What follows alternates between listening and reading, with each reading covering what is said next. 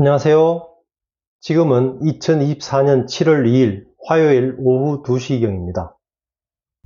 요즘은 장마기인데 비가 잠시 그친 뒤라서 하늘에는 구름이 잔뜩 끼어 있고 농장의 흙도 비에 흠뻑 젖어 있습니다. 체리 농사를 준비하는 과정에서 모든 분들이 고민하게 되는 것이 바로 농원에 심을 체리의 품종 선택인데요. 오늘은 체리 나무의 품종 결정에 대해 제가 고민했던 것들을 나누고자 합니다. 체리 농사를 준비하시는 분들께 조금이나마 참고가 되었으면 좋겠습니다. 순간의 선택이 10년을 좌우한다. 이 카피는 오래전 한 가전회사의 광고로 유명해진 말입니다만, 체리 품종 선택은 순간의 선택이 농사 전체를 좌우한다고 볼 수 있습니다. 왜냐하면 처음 체리나무를 식재하고 몇 년 후에 후회하시면서 그간 길러온 체리나무를 모두 뽑고 다른 체리나무로 교체하는 사례를 저는 여러 번 들었기 때문입니다. 물론 이런 시행착오는 여러 요인으로 인한 것이라고 생각합니다. 우리나라는 서양종 체리 재배 이력이 짧은 편인데요. 외국의 인기 있는 서양 체리 품종들을 들여오면서 품종별 토양과 기후 특성에 맞는 재배법이 확립되어 가는 과정에 있는 시행착오라는 생각도 해보았습니다.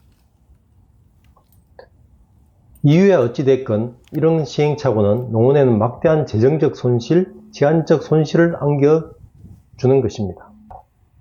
그래서 체리에 대해 일면 지식도 없는 저의 경우에도 처음에 도대체 어떤 품종을 재배해야 할까 상당한 고민을 했습니다. 그래서 저는 이렇게 중요한 결정을 함에 있어서 즉흥적으로 할 것이 아니라 1년의 과정을 거쳐 그 품종을 결정하면 어떨까 하고 생각하게 되었습니다. 서론이 좀 길어졌는데요. 저의 경우에는 체리 품종 결정을 위해 다음과 같은 7개 단계로 검토를 해보았습니다. 체리 수종을 결정하기 위한 첫 번째 단계는 기초자료 수집 단계로 잡았습니다. 저는 체리 농사에 대한 지식이 거의 없었습니다. 그래서 우리나라에 어떤 체리 품종들이 있는지, 그 품종들의 재배 특성이 무엇인지, 도대체 뭘 알아야 체리 수종을 결정할 수 있겠는지 처음에는 감이 전혀 잡히지 않았습니다. 그래서 최대한 다양한 경로로 자료 수집을 하려고 애썼습니다. 물론 결과적으로 수집한 자료가 체리 수종을 결정하기에 충분하지는 않았습니다만 많은 도움이 된 것은 사실입니다. 제가 수집한 자료의 경우는 대략 다음과 같습니다. 농촌진흥청 국립은행특작과학원, 경산시 농업기술센터, 경상북도 농업기술원, 청도군 농업기술센터 등을 방문하거나 담당자들과 전화 상담을 하였습니다. 또한 각 기관 홈페이지에서 제공하는 체리 핵심 재배 기술, 체리 재배 알아야 할 25가지 등 각종 자료를 수집하였습니다. 그리고 유튜브상 각 지역의 농업기술센터의 체리 교육자료, 날라리 농부, 영덕 기토산 체리, 함양 가재골 농원 등 영상 자료를 보았습니다. 그리고 체리 뜨락 등의 네이버 카페에 가입하여 학습하였고, 인근의 체리 선배들 자문을 받고 체리 농가의 체리 시식회도 참가하였습니다. 지나고 보면 이 방법 중 저에게 가장 큰 도움이 되었던 것 중 하나가 체리 뜨락이라는 네이버 카페를 통해 멘토님을 만난 것입니다. 체리 농사를 준비하시는 분에게 가장 행운이고 중요한 것은 어떤 과정을 통해서든 멘토님을 잘 만나는 것이라고 생각합니다. 체리 수종을 결정하기 위한 두 번째 단계로 체리를 판매할 경로를 결정하는 것인데요.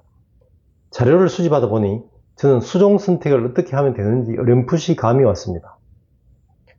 가장 먼저 체리 농원을 조성하기 전에 체리 농원을 체험 위주로 할 것인지, 공판장 또는 온라인 등 소매로 판매할 것인지를 명확히 하는 것이 대단히 중요하다는 것을 알게 되었습니다. 왜냐하면 체리 판매 경로를 따라 재배 품종을 달리해야 하기 때문인데요. 온라인 판매를 위해서는 과육이 단단한 품종을 선택해야 하고요. 체험 농장을 위해서는 체리가 가능한 많이 열리는 수종을 선택해야 하는 등 그 특성이 다르기 때문입니다. 체리 판매 경로를 명확히 하고 저는 체리 수종을 결정하기 위한 세 번째 단계로 고려해야 할 중요 요소와 그 우선순위를 6가지로 다음과 같이 정해보았습니다. 고려할 우선순위 첫 번째는 온라인 판매가 가능한 단단한 과육의 흑자색 서양종이어야 한다 입니다. 농원의 규모, 판매 방법의 장단점 등을 고려하여 제 농원은 온라인 판매 또는 일괄 수매 형태의 농장으로 조성할 계획으로 잡았기 때문입니다. 두 번째 요소는 과육이 크고 달고 맛있어야 한다고 잡았습니다. 수입 체리와 경쟁하기 위해서는 과육이 크고 달고 맛있는 고품질의 체리를 수확해야 하겠다고 생각하여 결정한 사항입니다. 특히 이는 체리의 수요자이기도 한 제 아내의 의견이 많이 반영된 것입니다. 세 번째 요소는 열과에 강하여 노지 재배가 가능해야 한다로 잡았습니다. 비가림 시설 등 시설을 하기 위해서는 시설비가 상당히 많이 듭니다. 많은 비용을 투입해서 시설을 했을 때 과연 손익을 맞출 수 있을지 저는 상당히 의문이 들었습니다. 그래서 노지 재배가 가능한 품종을 하기로 정하였습니다. 네 번째 요소로 병충해에 강해서 나무가 잘 죽지 않아야 한다로 잡았습니다. 이 항목은 특히 대목과 관계가 많은데요. 체리 농사의 어려운 점에서 말씀드렸던 바와 같이 수년 동안 고생해서 재배했는데 나무가 갑자기 죽는 사례를 듣다 보니 이 요소도 매우 중요한 요소라고 생각되었습니다. 다섯 번째 요소로 수확기는 빠를수록 좋다고 잡았습니다. 요즘은 우리나라 기후가 장마철이 수시로 변경되는 변동성이 큰 기후이다 보니 가능한 빨리 수확할 수 있는 품종을 안전하겠다고 생각했습니다. 주위에서는 수확 전에 비가 와서 열과가 50% 이상 생겼다는 사례도 있었습니다. 그래서 저는 조생종을 선호하게 되었습니다.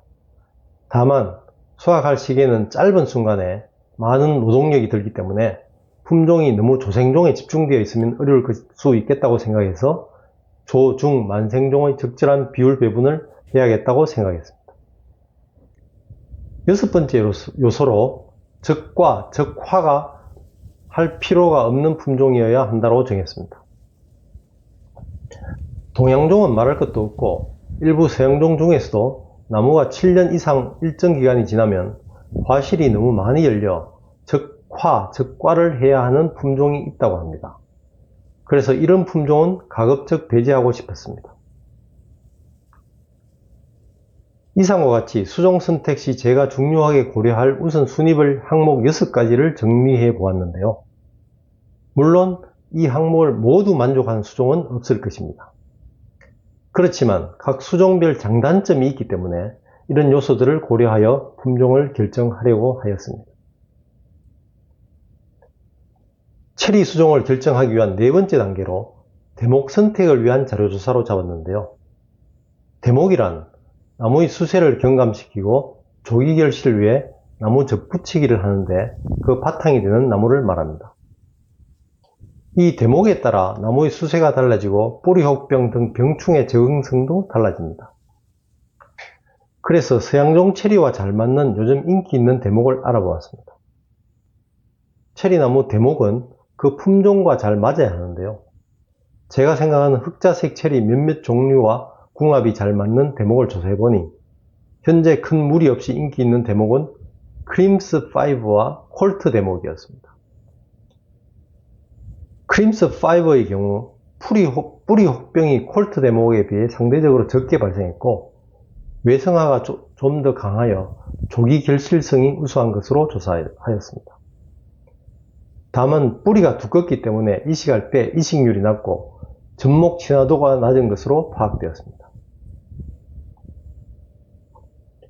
반면 콜트 대목의 경우 크림스5에 비해 외성화가 조금 적어서 나무 수세가 강해지고 뿌리 혹병의 발생이 크림스5보다 조금 많이 나는 것으로 조사하였습니다.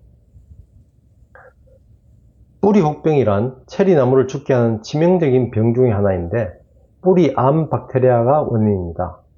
토양 점성, 배수 불량, 토양 알칼리성에서 주로 발병을 하고 박테리아가 토양으로 들어가 타 나무로 확산될 수 있습니다. 체리나무 몸은 일단 뿌리암에 감염되면 약물 치료가 없습니다. 라는 윤지농장 체리재배 블로그에서도 뿌리혹병을 설명한 것을 조금 참조하였습니다. 체리 수종을 결정하기 위한 5번째 단계로 각 후보 품종의 특성을 정리하는 것으로 잡았습니다. 위와 같은 조건들을 토대로 제 나름대로 후보 품종을 정하고 각 후보 품종의 온라인 판매 여부, 과육의 크기, 당도, 열과에 강한 정도, 수확기 등을 조사하였습니다. 이 정리한 내용은 다음과 같습니다. 다만 아래 내용은 저 나름대로 인터넷, 유튜브 등을 보고 조사한 것입니다. 조사에 한계가 있어 정확성이 의심스럽습니다. 그냥 이런 방식으로 하였구나 하고 참고만 하시기 바랍니다. 체리 수종을 결정하기 위한 6번째 단계인 시식회 참석, 멘토님의 의견 청취 및 품종 결정 단계를 말씀드리겠습니다. 위의 자료를 기초로 하여 저는 저희 멘토님의 의견을 청취하였습니다. 그리고 체리 품종별 시식회에도 한번 참가하였고 멘토님의 밭에서 생산된 몇 품종은 시식도 해보았습니다. 시식 당시 저 개인적인 느낌으로는 버건디펄이 과육이 크고 풍미가 있고 달콤한 게 참 좋은 품종이라고 느껴졌습니다. 그리고 코랄 샴페인 A의 경우에도 과육도 크며 달콤하여 상당히 인상 깊었습니다. 물론 품종별 과일의 당도, 풍산성, 과육의 단단함, 수확량, 재배에 필요한 기술 정도, 병충해에 견디는 정도 등에서 다양한 장단점이 있기 때문에 어떤 품종이 더 좋다, 나쁘다고 단정 지을 수는 결코 없을 것입니다. 이런저런 조사자료와 시식 멘토님의 의견 청취 등을 통해 저는 제 농원에 심을 주력 품종을 크림스5 대목의 버건디펄과 코랄 샴페인 A로 최종 결정을 하였습니다.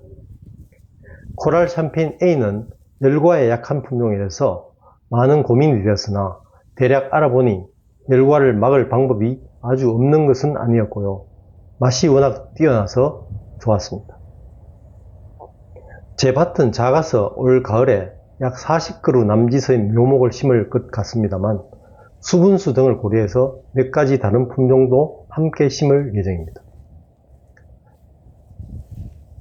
그리고 중요한 것 중 하나가 추후 현실적으로 가능한 훌륭한 묘목 판매자를 찾는 것입니다. 저는 훌륭한 묘목 판매자라고 표현을 하였는데요. 왜냐하면 묘목 판매자 결정이 매우 중요하기 때문에 그런 표현을 썼습니다. 제가 생각하는 훌륭한 묘목 판매자란 직접 적정량 이상의 체리 농사를 다년간 성공적으로 지으신 분, 그래서 해당 품종의 재배 특성을 잘 알고 있는 분이라고 생각합니다. 그리고 다른 품종과 섞이거나 하는 일이 없이 품종 관리도 잘해야 하고요. 뿌리 혹병 등이 없는 건강한 묘목을 생산해야 하고요.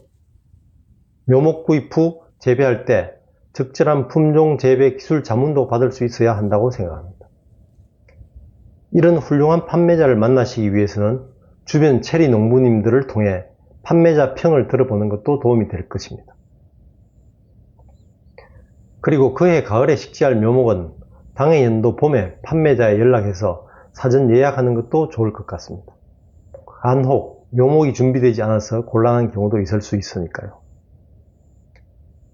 오늘은 제가 이번 가을에 심을 체리나무 품종을 선택하였던 과정을 한번 말씀드렸습니다. 결과적으로 지나고 보니 체리 품종을 결정하는 데 있어서 멘토님의 의견이 가장 크게 작용하였던 것 같습니다. 아무래도 저보다 경험이 많아서 그 의견을 수용하는 것도 안전한 결정으로 생각되었기 때문입니다. 그리고 체리 재배 품종을 선택하는 데 있어 저 같은 이런 과정이 필요 없을 수도 있고 다른 좋은 방법들이 많이 있을 것입니다. 그냥 이 농부는 이런 절차를 거쳤구나 하는 정도로 참고해 주시기 바랍니다. 끝까지 들어주셔서 감사합니다. 평안한 하루 되세요.